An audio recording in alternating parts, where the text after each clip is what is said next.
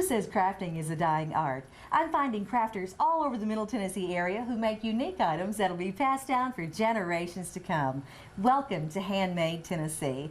I'm Kimberly Vance along with my special guest today, Dina Turcotte. How are you this morning, Dina? I'm fine. How are you? I'm doing wonderfully. Thank you so much for coming on today. I really appreciate it. Yeah. You have brought us some of the most beautiful items, and what you do is called you hook rugs in the Appalachian style. Or primitive rug style. Primitive rug style. And you do all your rugs with hooks. Yes. Oh, this is amazing. Now tell us a little bit about how you got interested in this. Well, I saw a rug that somebody had done, and it looked like corn all in a row. And I said, that's what I want to do, because it was really expensive. And I decided that I wasn't going to, spend that much money. So I said, all right, I'm going to find out how to do it. And at the time, I was told it couldn't be done because the only hooking was fine hooking, which is 3/4 millimeters. I said, no, I want to do something else. You can't do it. So finally, over a period of time, I found out how to do it and took off from there. And then you had just adjusted it to what you wanted it to be, the sizes and stuff like that. Yes, and I think part of it is coming from Canada and coming from New England, where I had seen a lot of primitive rugs, and so that's kind of what I wanted to do. But there's a great tradition in the South of smaller hooking, and it's started by a woman, Pearl McGowan, and she got a lot of people interested. So it was kind of difficult to do primitive down here. It was kind of flowing against the stream. Right. But now there's a great many primitive rug hookers. There are a lot of hookers around here. Yeah, and I'm hoping more people get interested. I'd hate to see it die out. I would really, I'd really like to see other people interested, and some younger people. Yeah. Well, that's why I'm really glad you came today, because these are so. It would be such a shame to lose this technique around here.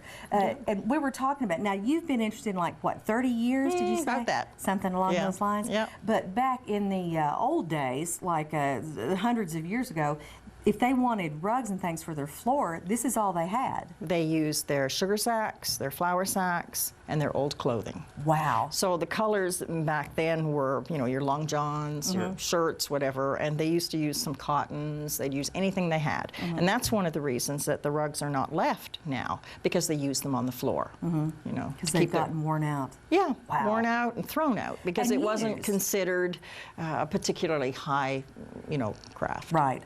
That's something else, because nowadays if you need a rug or a runner, you run to the store, you buy one. When you're finished with it, you don't like it, you yard sale it for $1 or 50 cents, or you throw it away. Right. And that's such a shame, not necessarily for those, but for something like this. That's why it's so wonderful to get all those years and years and years of use out of it, especially if it is from old clothing or something that you've made. And I think they get better on the floor. Yeah. Well, you were showing how you started some of yours, and I said, well, you have used a different type of hook and technique, and you said no. No, my colors have changed lately. Oh, that's neat, and they get worn. Yeah, so the way you, well, a lot of the rugs that look kind of dull actually started off quite a bit brighter 20, 30 years ago. But you can take your ideas from a magazine, you can take them from a coloring book. Oh, a coloring book. Sure, or your grandchild's picture. Something that's simple without too much detail, especially if you're going to do the larger. That one was just drawn, and then I projected it on the wall, hung the linen in front, and did the diagram, did the drawing. You use a Sharpie, did you say? I use a Sharpie. Marker? And then this right here, you've drawn a really cute pattern on this too. This is an old muffin pan. Oh, See if yes, I do recognize that now. So if you're learning, it's really good because it has points and it has, curves, some other smaller curves, and it's not a difficult rug to do. So this would be considered a somewhat simple pattern? Yeah. But I mean, even simple is nice. Depends where you put it. There's another one that's just a rectangle. This is if somebody wants stars and a border. That's cute. So you lay this over the linen, or the burlap, or the monk's cloth, or one of the other fabrics that people use. Linen is the most expensive, but when you get to a point you spend sometimes months making a rug, you want to make sure it'll last. Right. So you use a material that lasts the longest. So you just edge your linen. And this is linen. Yes, now, this is linen. What's the difference in this linen and burlap? Burlap feels a lot like this. Right, but burlap doesn't stand up to wet. Ah. And if you're in any kind of environment, say these are stored for years, or somebody isn't interested, they store them and then later on pull them out. If they're in burlap, they may not work. In fact, that's why that small one, where did we put that? The little, there. That's why this one has a hole in the middle, because it was done on burlap. And the burlap is not standing up. It's starting to ravel underneath. So now I fixed rugs that's happened to, and it's not, it's not impossible. But you lay your pattern over your linen or your burlap, and you draw with the Sharpie, and then when you lift it off, you have most of the design. The rest you just kind of fill in, and then you have your design. So the Sharpie goes through the linen. Well, it goes through this onto the linen. Onto the linen. Yeah. Yes. Yeah, I didn't say that. And you might have some places missing, so you just draw them in. That's right. And then it looks like this one is actually a purchase pattern, but you would have the pattern on your linen. And I started this one Tuesday, so I can't believe you're this far along. Well, it's not a difficult pattern, and I've been doing this a long time. And I've gotten into a habit of using certain colors. That's going to be so cute for this fall. Peas and carrots. Peas and carrots. Now that's the colors you're calling them, isn't it? Yes. Oh, that is so cute. And that's for in front of my closet. So. And you have these all over your whole floors. You said you had hardwood floors, and but you probably wouldn't know it because they're all covered with the different pieces you've done. Well, that's another thing. If you have hardwood floors, you put some kind of a rubbery backing underneath. Do you affix it to No, okay. No, I just cut them to size. If you put your rugs on top of carpet, wall-to-wall carpet, there's a thinner kind of backing that you can use so that they don't scoot along the floor and out the door. Yeah, well, that's a good idea. You want to lose them after you do all that. Yeah. All right, so you've told us a little bit about the patterns, and I know you also have a gentleman friend who likes to help you out with your patterns. Oh, yeah. I tell him, well, I'd started one years ago where I did a cat jumping over a pumpkin. And I told him recently, I said, I want to do another runner. Can you do 6 pumpkins and the cat? And he just stands and draws it for me. So I'm very lucky. I appreciate that talent. Yeah, he draws better than I do. Oh, that's nice. Yeah. But you have drawn a lot of your own patterns, oh, yeah. right? Yes. And if I like something that somebody else has done, then I feel I should purchase it. Not try to copy it myself. Right. To help each other out. Yeah, we'll give them some credit, you know, and sort of respect what they do. Have you ever sold any of your patterns that you've done? I've given them away. Oh, yeah. And some of them are in catalogs, but I've given them away. Wow. Oh, so, that's neat. Oh, that's something else. But, all right, so now this, I'm sure folks are wondering, okay, we've gotten our pattern, we've gotten our linen, or our fabric that we're going to draw the pattern on. What do we actually hook with? What kind of fabric? Oh, well, you hook with a hook, one of the hooks. And and the fabric, yes. And what types of fabrics? Well, it's I use 100% wool. Okay. Because it's easier on the blades, on the cutters, if I use a cutter. Now, sometimes I will cut by hand. And that's because I'll generally say for a rug like this that is plain colors and not a lot of detail, then I will cut with the cutter and just put it in. And if I have a space that's too small for a strip, I'll hand cut the strip in half. Yeah. And I think I did that with the rug, this one. I did a lot of hand cutting on that one because I wanted it to, you know, when you're standing back and you're looking to try to suggest something, you might need a half the width. Half the width. That's what I do by hand. Now, would you consider this your standard width that you make? Because this is my favorite width. Okay. That's an 8mm width, and that's in primitive. Half of that would be 4 millimeter, so that would be a 4 cut. And that's measured by the width that the cutter does. Most of these 2 cutters will cut 3 strips at a time. Oh, really? Yeah. Oh, that's pretty nice. Now, and traditional rug hookers usually use small and short pieces because they're cutting in a very, very slim cut, and they're doing a lot of detail. Okay, so, but for a primitive hooker, we discovered that it doesn't matter. You just cut the wool however you want to cut it, either width-wise, so you get a big long length, or you know, I don't usually use more than, say, a 36-inch piece. One that's no more than 36 inches long? Okay. Yeah, I'll cut my wool to be 36 inches if I'm passing it through the just because that's cutter. what you like to work with? Yeah, and most of the time, if I have enough detail, that 36 is plenty long enough to go anywhere. So that's what I do. How do you know? Like if you're going to write the word here, my. If you're, how do you gauge how long? Oh, well, see, you're starting at the top and you're ending at the top, okay? So you go in from the top and you're feeding with your right hand. So you're taking your hook, okay? And then when it's finished, you bring it up, you clip it, and you start the next piece at the top. By the time you put it on the floor and you're walking on it, you will never see the cuts in there where you finished a line and you're starting another one. Wow, see, it seems like they would back out. No, but they don't. bloom. Because when you're finished, I let mine relax about 2 weeks on the floor, and then I will steam them. That takes out all the imperfections, let them dry, finish the edges, and what happens is the wool blooms. So instead of being a hook like that, it goes like that.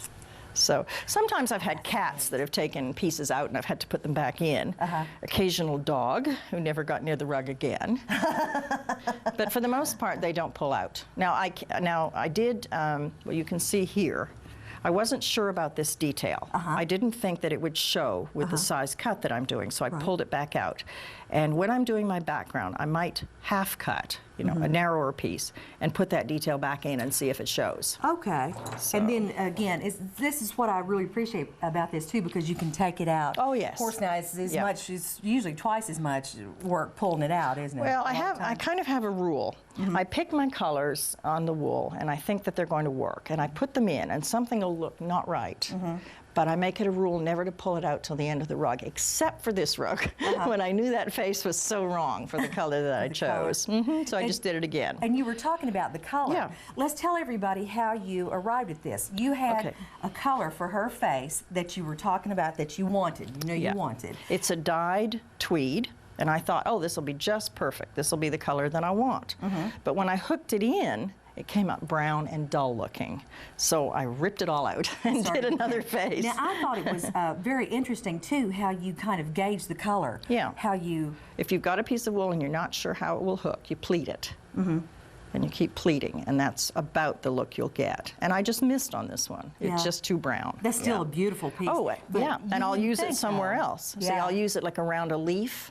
I'm not going to not use this. I'll just use it in a different way, in a smaller area where you need some what they call poison.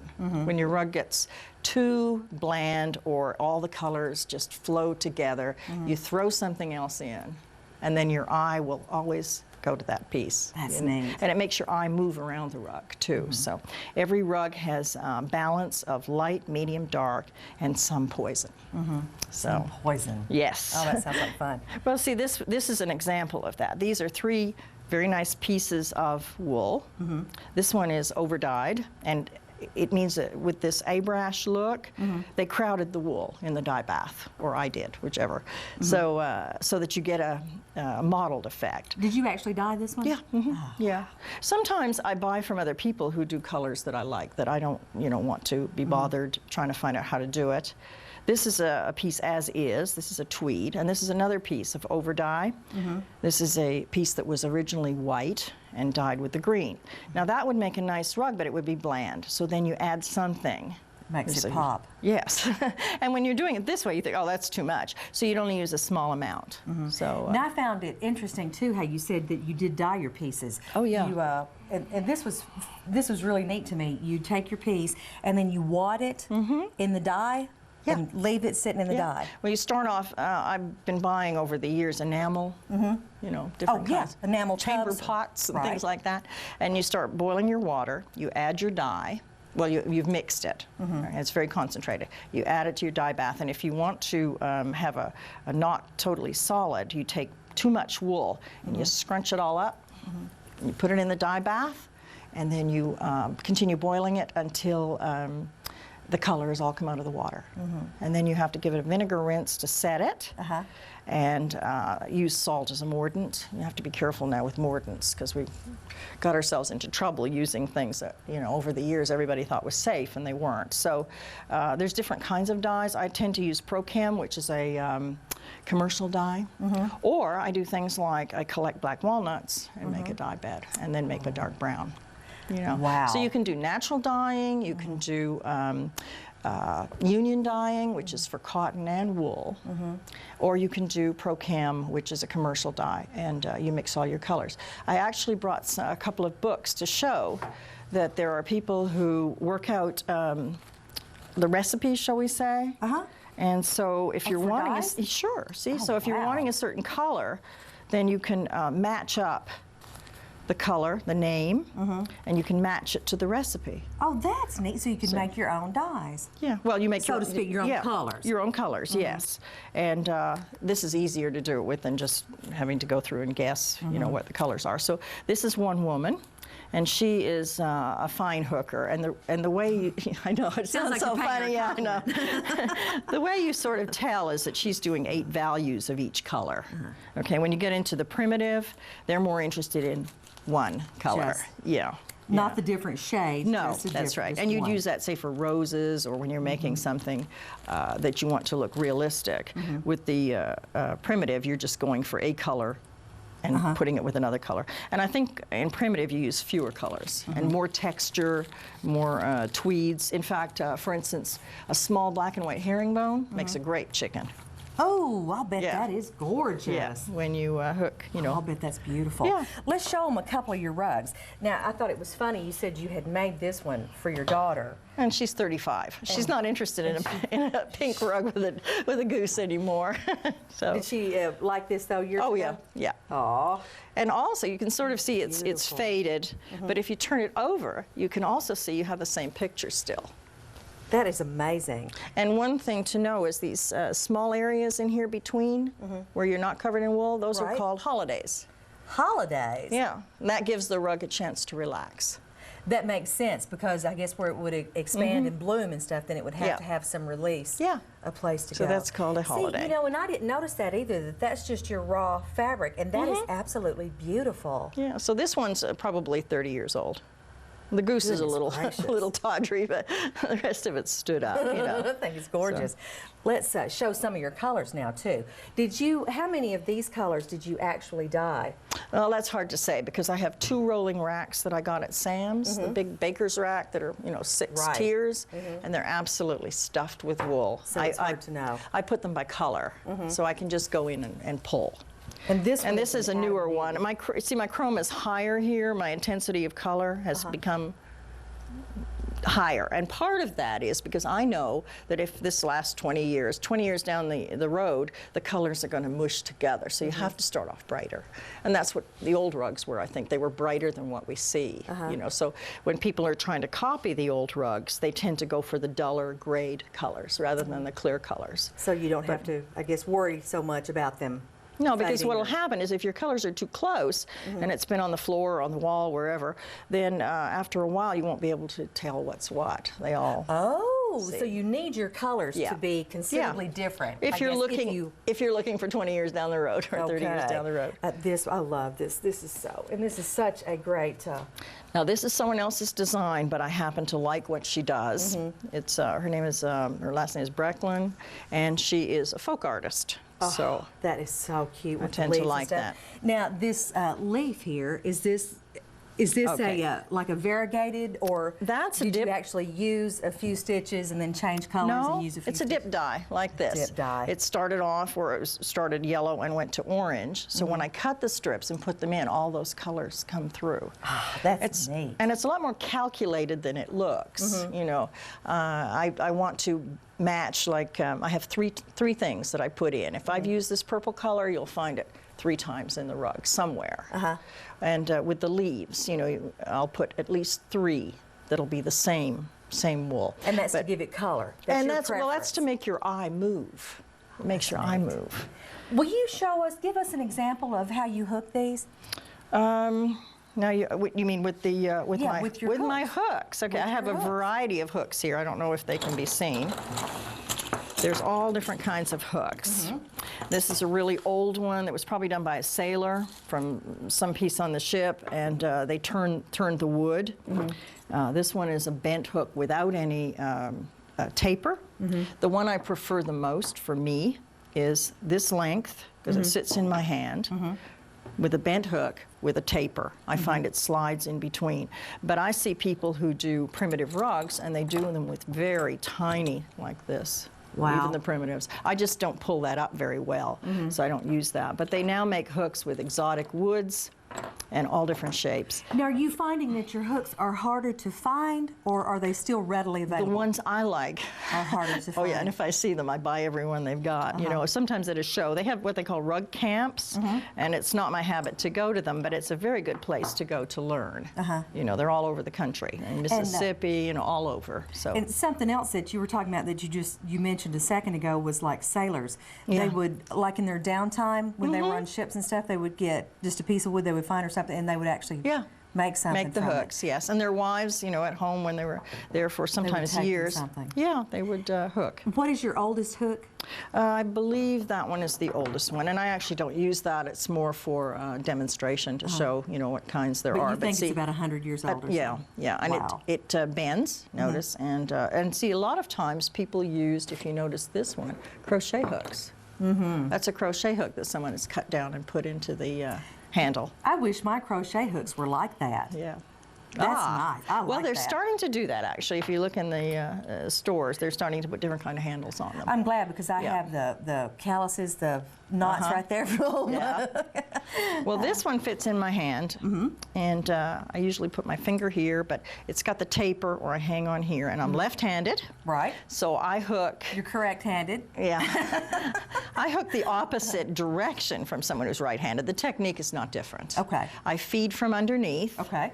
And I would start at the top, and it's a little more difficult without my frame. And the frame that I use is when you sit down. Yeah, you normally use a frame that you say you like to sit in front of, but you brought us a portable frame today. Yeah, some people start with this, and that's how they stay. You know, 20, 30 years down the road, they're still using this kind of frame because they got used to it. I just didn't do well with it. I like a sit-down frame. Yeah. Where would we find some of these supplies? Can we find these at like an arts a hobby store or something like that? Not so much. What it is, it's a very underground sort of a thing. It's, I mean, it's as common. Whoops, I can't get this one to go open. It's as common as a quilting bee, and most of the time, it's a very social thing. Because I ran into a group. Sorry, I have to open this some more. I ran into a group this week in Hickson. As a matter of fact, I went online to see if there were groups around, and they listed one in Crossville, one in. What's the Crossville? What's the other C city up here?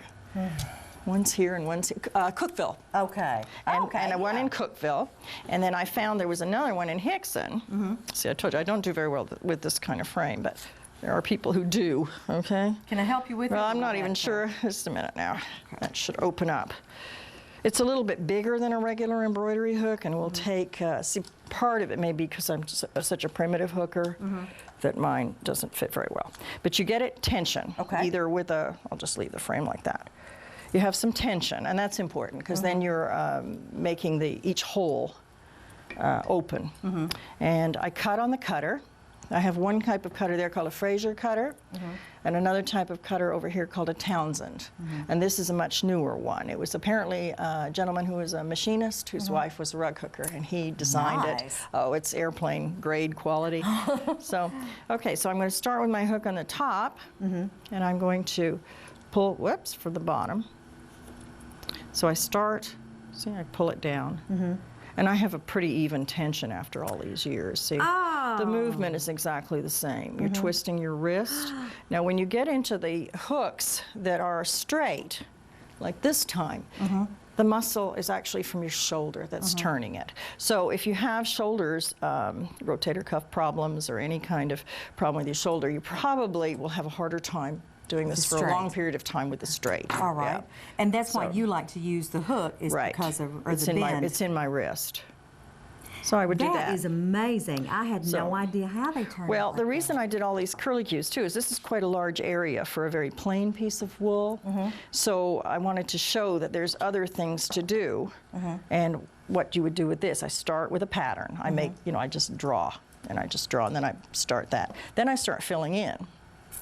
Okay, so what I'll do for the rest of this is I will keep going around till I filled in. Then there'll be little tiny places, and then I'll just hook into that. You'll actually fill that in. Oh, yeah. Oh, and it makes the different Yeah, it makes your eye move. You know, it's Oh, not how so boring. cute. And you don't really want to make too many circles. You wouldn't want to make like one circle like this because it'll pop up.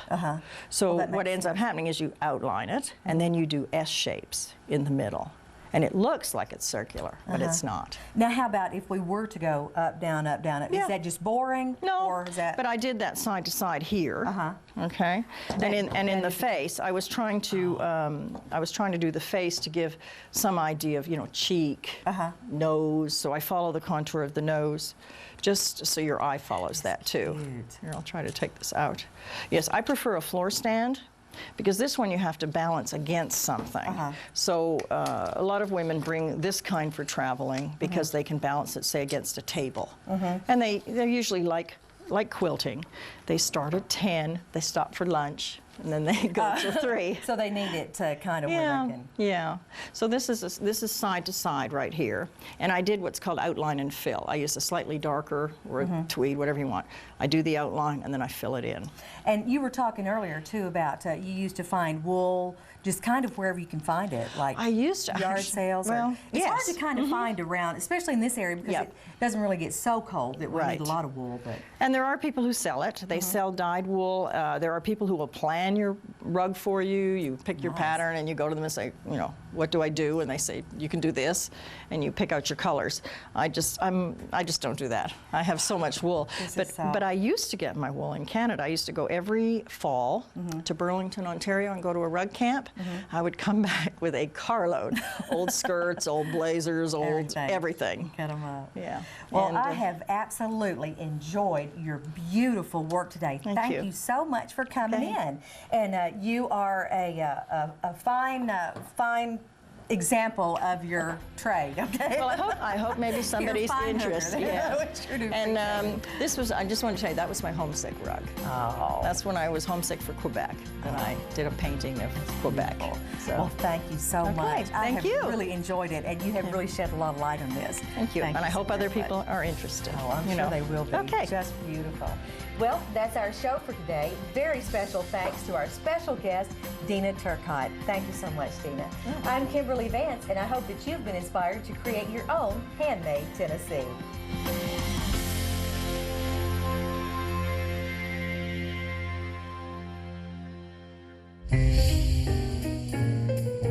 If you enjoyed today's show, check us out on Facebook for other shows and information at www.facebook.com/HandmadeTennessee. You can also email us your comments or suggestions to handmadetn@bltv.net.